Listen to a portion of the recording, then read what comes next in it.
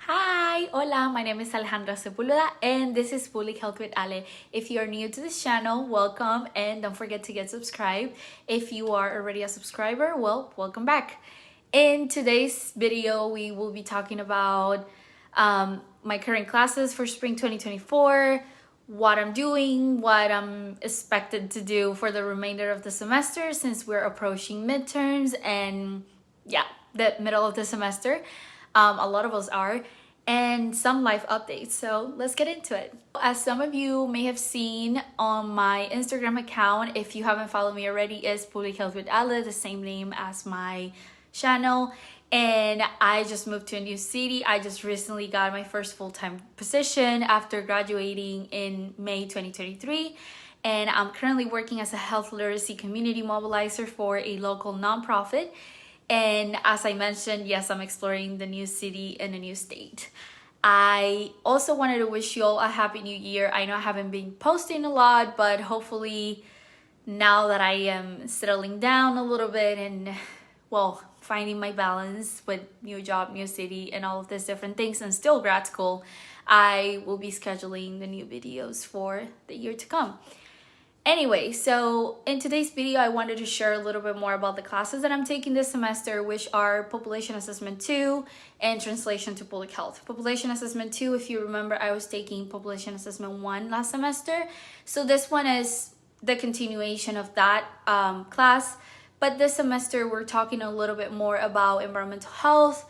We're also talking a little bit more about public health policy and how it affects nationwide and also globally in terms of like public health and its outcomes. Population Assessment 2, we're diving, as I mentioned, a little bit more into environmental health, which is one of those areas in public health and within epidemiology that I'm really interested in. So the intersection of environmental health and epidemiology and how all these things around us affect our health and or encourage the spread of diseases or reduce the spread of diseases, many things. Anyway, so during this semester, we have different projects as a group and also individually. So one of the projects that we started working on is called a photo voice project, which is essentially taking pictures. And also, you know what, I'm just gonna give you the definition. I'm gonna put it right here because I don't want to give you the wrong definition. Anyways, straight to the point, my group and I worked on the theme of public transportation as well as population mobility, and what it consisted of was taking some pictures, photographs of the different cities that we live in, because again, I'm an online student, so we all live in different cities, not only where the school is located. And those pictures, I can share them here. Some of them are basically of different public transportation systems and also the lack of it, and how does that affect population mobility and therefore our health and the community's health and other things that may be hazards within those communities, whether that is holes in the streets or whether that is there's no street coverage, and that affects the ability of people waiting for the bus or waiting for the metro and so on, or how there's no bike lanes in some places and how does that affect pedestrians and causes more accidents. And it's really nice. It's a really nice project in the sense that it really makes you think of like, wow, like I know this is an everyday thing, but once you look back at the picture and you're asked like a certain questions, you're like, well, there's really many ways of how we can address this and really take a look of what you could do as a future health professional and advocate for those changes. Other project that we're working on is interviewing a subject matter expert in our field or field of interest, as well as related to the topic of the literature review that we did last semester. So if you haven't watched my video of my review of my first semester as a grad student, go ahead and watch it. But I did my literature review on the health adverse birth outcomes of drinking water contamination.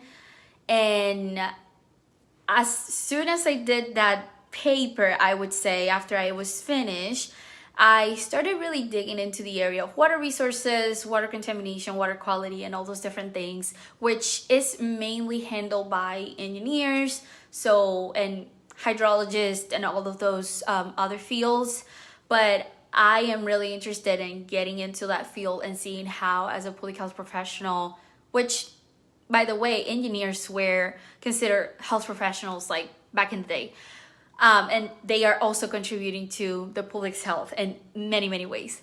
But I want to get into the field or that intersection of environmental engineering, and public health in terms of like water resources and how to reduce water contamination, which affects not only us in the United States, but like globally. And we all know, and if you don't know, it affects mostly communities of colors and the global South as well. And well, as you can imagine, adverse birth outcomes from drinking water contamination are many, such as birth defects, congenital heart defects, and so many other things that could come from lead poisoning, arsenic in the water, PFAS, and all these other contaminants, and much more. Anyway, so I will be interviewing a current professor at the University of South Florida. She is an engineer, and well, I'm really excited. It's gonna be happening in the next few days, and I will just really ask her, like, how did she get into the field, and how did she become interested in drinking water contamination, water quality management, and all these different topics. She has been around the world working in this area, and also locally in the United States. So I'm really excited to pick her brain on this and gain all the knowledge that I can. Completing the last project that we will be completing in this semester for this class is a journal style manuscript.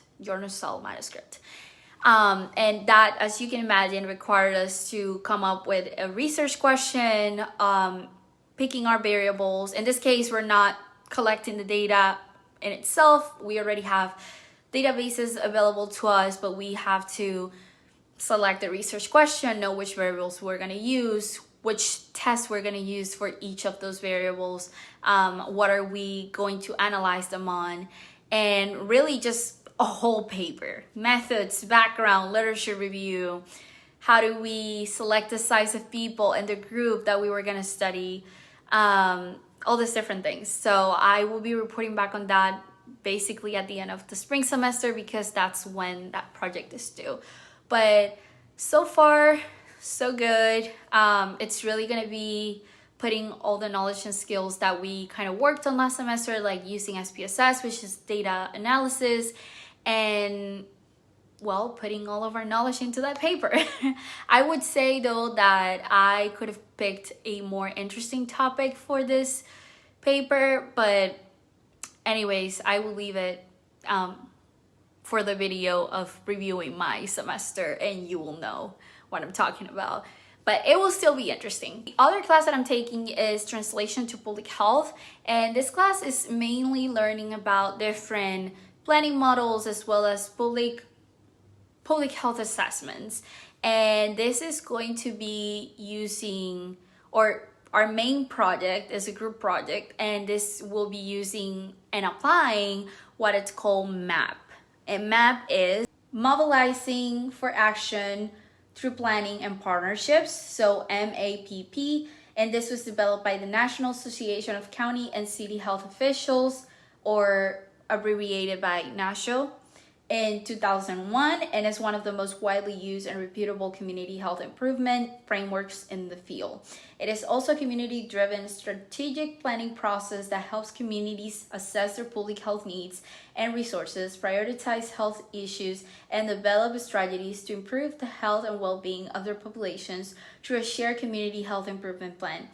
And this will be applied basically with a case study of the University of South Florida student population. So far, as a group, submitted our stakeholder analysis, which is anybody and everybody involved with an interest or stakes in improving the well-being and health of the USF community, specifically the students. And this came about, or our case studies mostly with the prompt or with the background of knowing that sometimes college students or like young adults' health is usually underestimated, because generally young people are healthier, but there are other health issues that are rising or that usually are overlooked, such as mental health issues or maybe other needs that they're simply overlooked. So we're really gonna take a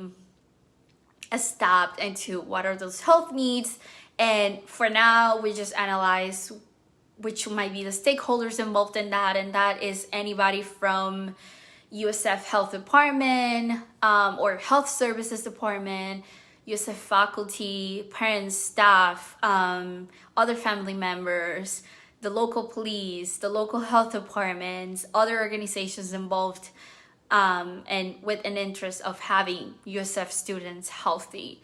And I'm really excited for this project. It's a semester-long project, so again, I will be reporting back on this at the end of the semester on the results of this, but it should go really well. And so far, my group is really good for both of my classes, so I am really excited. This is the end of the video. I really hope that you enjoyed it. I know it was really quick, really short, but it was simply a life update, grad school update, and just to tell you a little bit more about what I'm gonna be working on for the rest of the semester. I am really excited, and also, well, just trying to juggle school, work, and all these different things that I wanna do. And again, exploring the new city where I live. And yeah, I'll see you on the next one. Bye!